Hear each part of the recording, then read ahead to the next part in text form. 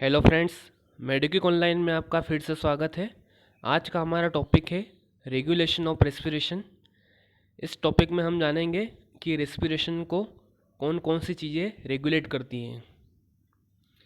Respiration एक voluntary process होती है लगभग 40 सेकंड तक। 40 सेकंड के बाद में रेस्पिरेशन जो है वो इनवॉलेंट्री हो जाता है, यानी कि 40 सेकंड के बाद में किसी भी पर्सन को फोर्सफुली ब्रीथ लेना ही पड़ेगी। Respiration is subjected to variation even under the normal physiological condition। Respiratory rate जो हमने बोला था कि 16 से 20 होता है, लेकिन जनरली जब अगर एक्सरसाइज करते हैं उस कंडीशन में रेस्पिरेटरी रेट जो है हमारा और भी बढ़ जाता है, यानी कि फिजियोलॉजिकल वेरिएशन रेस्पिरेशन में होते रहते हैं। दो मेन मैकेनिज्म होते हैं जो कि रेस्पिरेशन को रेगुलेट करते हैं। फर्स्ट मैकेनिज्म हमारा होता है नर्वस मैकेनिज्म, सेकंड मैकेनिज्म हमारा होता है केमिकल मैकेनिज्म। बात करते हैं नर्वस मैकेनिज्म्स की, जिसको हम न्यूरल रेगुलेशन भी कह सकते हैं। न्यूरल रेगुलेशन में तीन चीज़ें आती है। फर्स्ट नंबर पे respiratory centres, second number afferent nerves, third number efferent nerve. बात करते हैं रेस्पिरेटरी सेंटर्स की, तो रेस्पिरेटरी सेंट्रल जो होते हैं हमारे, वह रेट, रिदम और फोर्स ऑफ रेस्पिरेशन को कंट्रोल करते हैं। Rate, rhythm and force of respiration को कंट्रोल करते हैं। रेस्पिरेटरी सेंटर्स कहाँ लोकेटेड होते हैं? तो जो रेस्पिरेटरी सेंटर्स होते हैं वो हमारे ब्रेन स्टेम में लोकेटेड होते हैं, और ब्रेन स्टेम में भी जहाँ रेटिकुलर फॉर्मेशन होता है वहाँ लोकेटेड होते हैं। रेस्पिरेटरी सेंटर को हमने दो ग्रुप्स में क्लासीफाई कर दिया है। फर्स्ट होते हैं मेडुलरी सेंटर और सेकंड होते हैं पोंटाइन सेंटर। यानी कि जो मेडुला में लोकेटेड होते हैं उन्हें हम मेडुलरी सेंटर कहते हैं, जो पोन्स में लोकेटेड होते हैं उन्हें हम पोंटाइन सेंटर कहते हैं। मेडुलरी सेंटर में मेनली थ्री ग्रुप्स होते हैं। First dorsal respiratory group of neuron, जिन्हें हम DRG कहते हैं। सेकंड हमारे होते हैं ventral respiratory group of neuron, जिन्हें हम VRG कहते हैं। थर्ड होते हैं प्री बोर्जिंगर कॉम्प्लेक्स।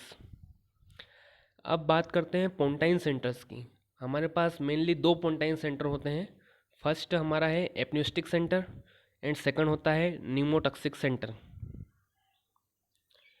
अब पोन्स में जो होते हैं हमारे जो दो मेन सेंटर, उनकी बात करते हैं। First pneumotaxic centre. Pneumotaxic centre का अगर कोई पूछे आपसे मेन फंक्शन क्या है, तो आपको बोलना है pneumotaxic centre always limits the inspiration. ये इंस्पिरेशन को लिमिट करता है। अब जो भी सेंटर अगर इंस्पिरेशन को लिमिट कर रहा है, इसका मतलब वह रेस्पिरेटरी रेट जो है वो बढ़ा रहा है। और इसकी एक्शन जो होती है वह mainly by inhibiting the apneustic centre होती है। यानी कि न्यूमोटॉक्सिक सेंटर जो है यह लिमिट करता है इंस्पिरेशन को। कैसे? तो यह एक्ट करता है एपन्यूस्टिक सेंटर पे और एपन्यूस्टिक सेंटर को इनिबिट कर देता है। अब बात करते हैं एपन्यूस्टिक सेंटर की। एपन्यूस्टिक सेंटर जो होता है वो प्रोलॉन्ग करता है इंस्पिरेशन को। इसका फंक्शन होता है prolongs the inspiration. Apneustic centre जो होता है यह एक्ट करता है डोर्सल रेस्पिरेटरी ग्रुप यानी DRG पे एक्ट करता है ये, और DRG को स्टिमुलेट करता है और वहाँ से इंस्पिरेशन को प्रोलॉन्ग करता है ये। यानी कि इन दोनों के फंक्शन एकदम अपोजिट है। एपन्यूस्टिक सेंटर प्रोलॉन्ग करता है इंस्पिरेशन को बाय एक्टिंग ऑन DRG, और जो न्यूमोटॉक्सिक सेंटर होता है यह लिमिट करता है इंस्पिरेशन को by inhibiting the apneustic centre. अब बात करते हैं मेडुलरी सेंटर्स की। मेडुलरी सेंटर में हमने तीन सेंटर की बात करी थी, DRG, second VRG and third हमारा है प्री बोर्जिंगर कॉम्प्लेक्स। सबसे पहले बात करते हैं dorsal respiratory group of neurons की। So dorsal respiratory group of neuron are located in nucleus of tractus solitarius. यह न्यूक्लियस ऑफ ट्रैक्टस सोलिटेरियस में लोकेटेड होते हैं, और यह अपर पार्ट ऑफ मेडुला ऑब्लिंगेटा में प्रेजेंट होते हैं। और इन न्यूरॉन्स को कलेक्टिवली हम इंस्पायरेटरी सेंटर भी कहते हैं, क्योंकि इनका जो मेन फंक्शन होता है वह इंस्पिरेशन में होता है, इसलिए हम इन्हें इंस्पायरेटरी सेंटर भी कहते हैं। DRG से एक इंस्पायरेटरी रैंप जनरेट होती है, और वहाँ इंस्पायरेटरी रैम्प के कारण हमारा स्टडी राइज इन टाइडल वॉल्यूम होता है, यानी कि टाइडल वॉल्यूम में स्टडी राइज होता है। यानी कि जब जब भी डीआरजी एक्टिवेट होगा एक इंस्पायरेटरी रैम्प जनरेट होगी, इंस्पायरेटरी रैम्प के कारण टाइडल वॉल्यूम में स्टडी राइज होगा। और डीआरजी ही रिस्पॉन्सिबल होता है for the basic rhythm of the respiration, for the basic rhythm of respiration which centre is responsible, तो आपका आंसर जाएगा DRG, dorsal respiratory group of neurons. अब बात करते हैं ventral respiratory group of neurons, या जिसे हम शॉर्ट में वीआरजी भी कहते हैं। यह कहाँ लोकेटेड होते हैं, तो VRG is located in nucleus ambiguus and nucleus retroambiguus situated in the medulla oblongata, जो कि मेडुला ऑब्लंगेटा में सिचुएटेड है। Neurons are collectively called as expiratory centres. इन न्यूरॉन्स को हम एक्सपायरेटर सेंटर कहते हैं, क्योंकि इनका जो मेन रोल होता है वो एक्सपिरेशन में होता है, इनका इंस्पिरेशन में कोई रोल नहीं होता है। VRG has no role in controlling the expiration at rest. VRG का अगर रेस्ट में एक्सपिरेशन है तो उसमें कोई रोल नहीं होता है, क्योंकि हमने बोला था कि एक्सपिरेशन एक पैसिव प्रोसेस होती है रेस्ट में, इसलिए वीआरजी का एट रेस्ट एक्सपिरेशन में कोई रोल नहीं होता है। VRG control the forceful expiration during the exercise, यानी वीआरजी जो होता है वह सिर्फ फोर्सफुल एक्सपिरेशन को ही कंट्रोल करता है। And this extra respiratory effort during the exercise is called as extra respiratory drive, और इसी एक्स्ट्रा रेस्पिरेटरी एफर्ट को हम एक्स्ट्रा रेस्पिरेटरी ड्राइव कहते हैं। अब बात करते हैं थर्ड हमारा pre Botzinger complex. Pre Botzinger complex जो कि रिस्पॉन्सिबल होता है for the initiation of the respiration, यह रेस्पिरेशन को इनिशिएट करता है, इसलिए इसे हम पेस मेकर कहते हैं। इसलिए pre Botzinger complex is also called as a pacemaker. Apneustic centre is always inhibited by pneumotaxic centre and second vagal afferent from the lungs. देखिए एक बार और मेन फंक्शन में आपको रिवाइज करवा देता हूँ। सबसे पहले हमने बात करी थी जो डीआरजी जो होता है वह बेसिक रिदम को मेंटेन करता है, यानी डीआरजी का मेन फंक्शन होता है इंस्पिरेशन में, और जो वीआरजी होता है उसका मेन फंक्शन होता है एक्सपिरेशन में। एक्सपिरेशन भी कैसा, फोर्सफुल एक्सपिरेशन। रेस्ट में एक्सपिरेशन में डीआरजी का वीआरजी का कोई रोल नहीं होता है, क्योंकि जो एक्सपिरेशन होता है हमारा रेस्ट में वह एक पैसिव प्रोसेस होती है, इसलिए उसको कंट्रोल करने की कोई ज़रूरत नहीं है।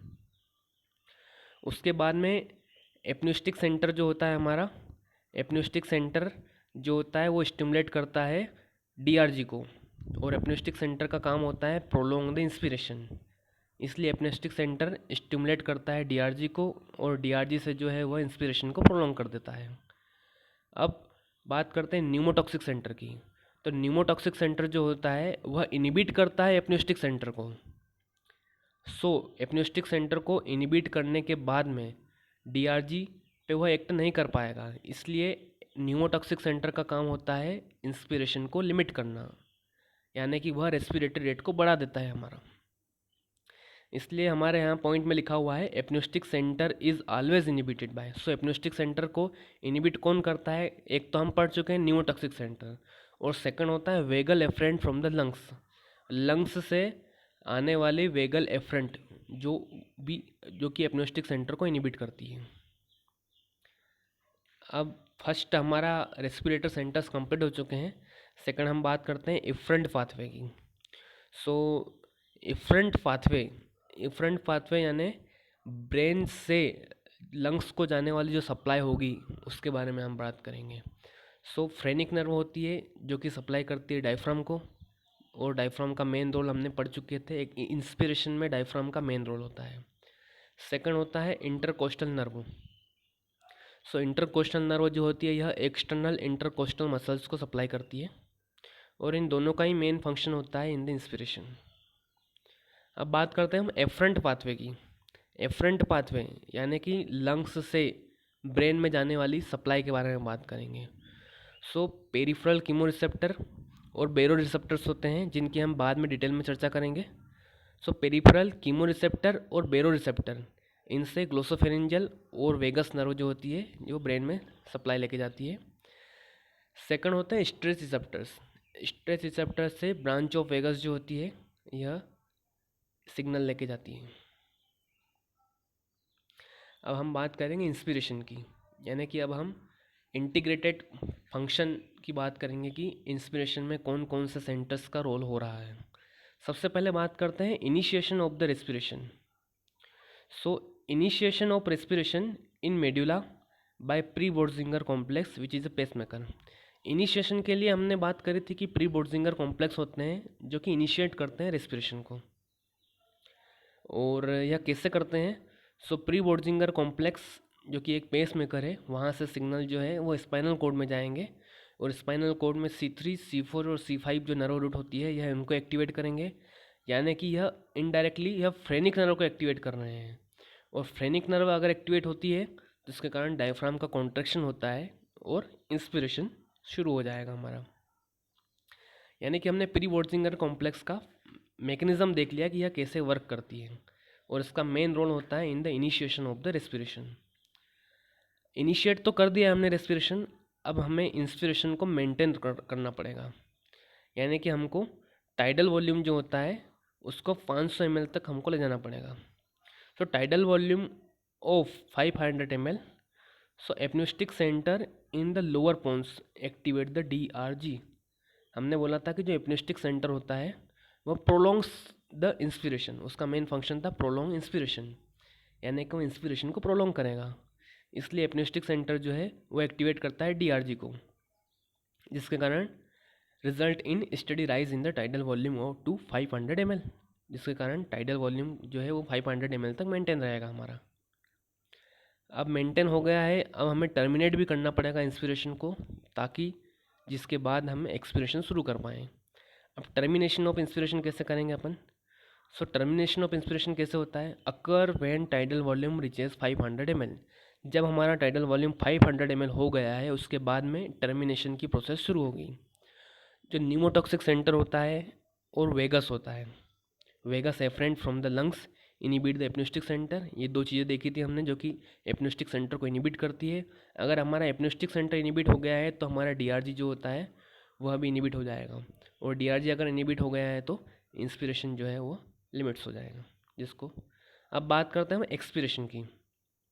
एक्सपिरेशन एक पैसिव प्रोसेस होती है। रेस्ट में एक्सपिरेशन को कंट्रोल करने की कोई ज़रूरत नहीं होती है, और अगर फोर्सफुल एक्सपिरेशन है तभी हमें कंट्रोल करना पड़ेगा, और हमें पता है कि फोर्सफुल एक्सपिरेशन जो होता है वह VRG से कंट्रोल होता है। कुछ रिफ्लेक्सेस होते हैं उनकी बात करते हैं। Pulmonary reflexes, Hering Breuer reflex first, Head paradoxical reflex second, J reflex third. यह 3 मेन रिफ्लेक्स होते हैं, इनके बारे में डिटेल में। हेरिंग ब्रूअर रिफ्लेक्स ये 2 प्रकार के होते हैं, herring Breuer inflation reflex and second herring Breuer deflation reflex. Herring Breuer inflation reflex, इसका फंक्शन होता है कि जब भी हमारा टाइडल वॉल्यूम 1500 ml तक पहुंच गया है उस कंडीशन में इंस्पिरेशन को रोकना और एक्सपिरेशन को शुरू करना। इसलिए नाम से ही क्लियर हो रहा है हेरिंग ब्रूअर इन्फ्लेशन रिफ्लेक्स, यानी कि जब लंग्स में एयर आती है और उस कंडीशन का जो रिफ्लेक्स है वह हेरिंग ब्रूअर इन्फ्लेशन रिफ्लेक्स है। और हेरिंग ब्रूअर डिफ्लेशन रिफ्लेक्स यह कब एक्टिवेट होता है? जब प्रोलॉन्ग्ड एक्सपिरेशन हो रहा है, उस कंडीशन में यह एक्सपिरेशन को रोक देता है और इंस्पिरेशन को शुरू कर देता है। सेकंड होती है हेड्स पैराडॉक्सिकल रिफ्लेक्स, यह हेरिंग ब्रूअर रिफ्लेक्स के जस्ट अपोजिट है। प्रोलॉन्ग्ड इंस्पिरेशन, जब बहुत लंबे समय से इंस्पिरेशन हो रहा है उस कंडीशन में यह इंस्पिरेशन को और बढ़ाती है, जस्ट अपोजिट है। हेरिंग ब्रूअर में जब इंस्पिरेशन होता है, प्रोलॉन्ग्ड इंस्पिरेशन होता है, तो उस कंडीशन में इंस्पिरेशन रुकता है और एक्सपिरेशन शुरू होता है। लेकिन हेड्स पैराडॉक्सिकल रिफ्लेक्स, नाम से ही क्लियर है पैराडॉक्सिकल है, यानी कि ये जस्ट अपोजिट है उसका। सो जब भी प्रोलॉन्ग्ड इंस्पिरेशन होगा उस कंडीशन में यह इंस्पिरेशन को और बढ़ाएगी, और यह एक ही बार पूरे लाइफ टाइम में, यह हमारे एक ही बार होता है जब न्यू बॉर्न जब अगर फर्स्ट ब्रीथ लेता है उस कंडीशन में। उस कंडीशन में हम जानते हैं कि इंट्रायूटेराइन लाइफ में जो लंग्स होते हैं उनमें फ्लूइड भरा होता है, और उस फ्लूइड को रिप्लेस करने के लिए जो इंस्पिरेशन होता है उसको हमें प्रोलॉन्ग करना पड़ेगा। इसलिए इसका फंक्शन जो होता है लाइफ टाइम में सिर्फ एक ही बार होता है, जब न्यू बॉर्न होता है तब। अब बात करते हैं जे रिफ्लेक्स की। तो seen in the patient of the pulmonary oedema, जो जे रिफ्लेक्स होते हैं यह पल्मोनरी एडिमा के पेशेंट में होते हैं। यहाँ जे टर्म का मीनिंग है जक्स्टा, जे यानी जक्स्टा, और इसे जक्स्टा इसलिए बोला गया है क्योंकि यह कैपिलरीज के पास में सिचुएटेड होते हैं, यह इंटरस्टिशियम में सिचुएटेड होते हैं, इसलिए इनका नाम जे रिसेप्टर दिया गया है, जे रिफ्लेक्स दिया गया है। Near the pulmonary capillary in the interstitium J receptors are present and during the pulmonary oedema fluid stimulate the J receptors. जब पल्मोनरी एडिमा होता है तब फ्लूइड रिलीज होगा, और वह फ्लूइड जो होता है वह जे रिसेप्टर को एक्टिवेट करेगा, और जे रिसेप्टर के एक्टिवेट होने के कारण क्या क्या होता है? First apnoea, second breathlessness, third hypotension and fourth bradycardia. J receptor के एक्टिवेट होने के कारण ये सारी चीज़ें होती हैं। अब आगे हम बात करेंगे केमिकल रेगुलेशंस की, जो कि अगले लेक्चर में बात करेंगे। Thank you.